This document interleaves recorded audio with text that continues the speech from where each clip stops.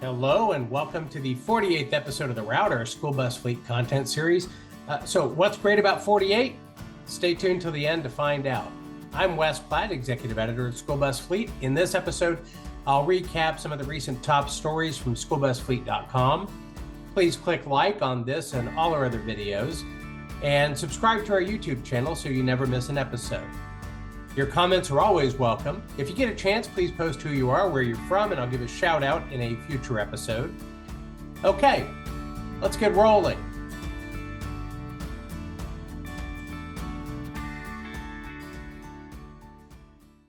Our first stop is Lansdale, Pennsylvania, and the headquarters of the National School Transportation Association.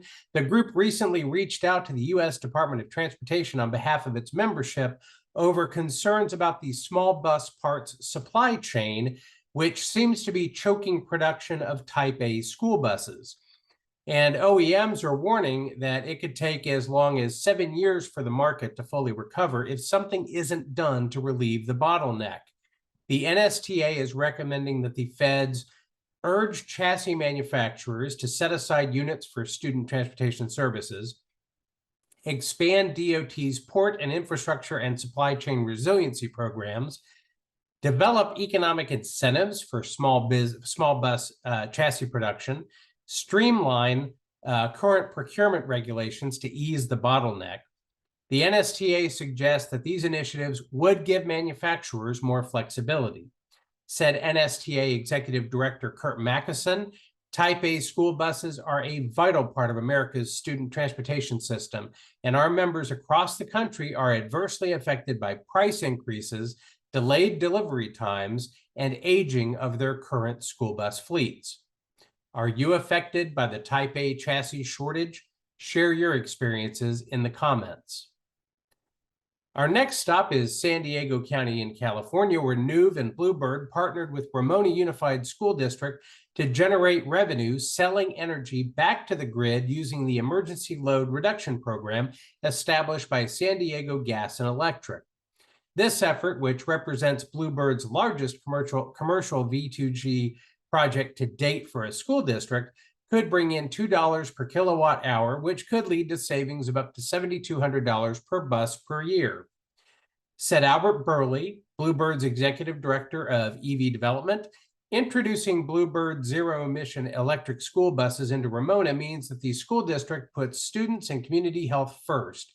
We're happy to see how Ramona is utilizing grant funding to transition to clean, next-generation student transportation. With literally millions of dollars in grant funding currently available, it's vital for other districts to look into ways they can electrify their fleets today. And now we're off to Rockville, Maryland, and Montgomery County Public Schools, where we update a story that School Bus Fleet first reported back in November 2021. A state audit shows that MCPS transportation management employees had access to a $1.2 million account that was, quote, outside the control of MCPS's Office of Finance, unquote. Those employees, Todd Watkins and Charles Ewald, have since left the district. Some purchases made from the account apparently included gift cards and furniture shipped to the homes of the management employees, according to an internal audit by the school district. The situation remains under investigation by police and prosecutors. Since the district discovered the account, MCPS has put new safeguards in place to protect against similar problems, including identified a new vendor for purchasing buses, revised internal structures that monitor finance and procurement, reviewed purchasing card transactions, retrained staff who hold purchasing cards, evaluated employee access to purchasing cards, and decreased limits on purchasing cards. All right, moving on, our next stop is Albany, New York, where the National Association for Pupil Transportation announced a new executive director for the association and its foundation, Dr. Molly McGee Hewitt. NAPT and the foundation started a nationwide search in spring to find a successor to Michael Martin, their longtime executive director. McGee Hewitt has more than 25 years of experience in public education and association management, including the California School Boards Association and the California Association of School Business Officials. She starts the job on November 15th. Good luck and enjoy. Our last stop is Raleigh, North Carolina, just down the road from me, where Governor Roy Cooper announced $30 million in funding through the Department of Environmental Quality and the Volkswagen Settlement Fund for school districts to purchase low-emission diesel and propane buses, as well as electric school buses. The buses are expected to replace some vehicles that are older than 30 and emit more than 20 times the nitrogen oxides and particulate matter of today's cleaner buses. The grants will go to public, charter, and tribal schools in 84 North Carolina counties. Most of the 161 new buses are slated to go to schools in 37 historically under-resourced counties. Said Governor Cooper, "Today is a good day for the health and pocketbooks of North Carolinians as we continue on our path to clean transportation.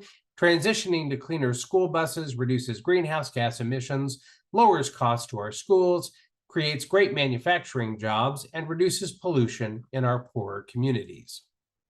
All right, it's time to park the bus for now. So what's great about 48?